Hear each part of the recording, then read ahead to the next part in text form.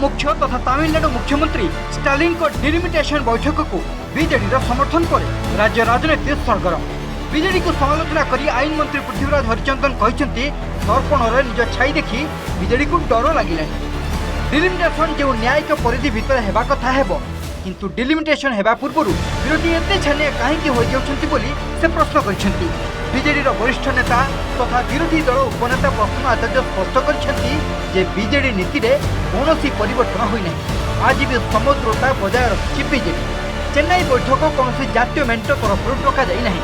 तमिलनाडु मुख्यमंत्री बैठक डाकिथिबारु सेठाकू बीजेडी जिबार असुविधा केउठी बोली प्रसन्न पालटा प्रश्न करछंती। कांग्रेस कहिछि जे पूर्वरु समग्रता नीति रे रहितबा बीजेडी आभिमुख्य परिवर्तन होइतिबा आभास मिलि सारिलानी।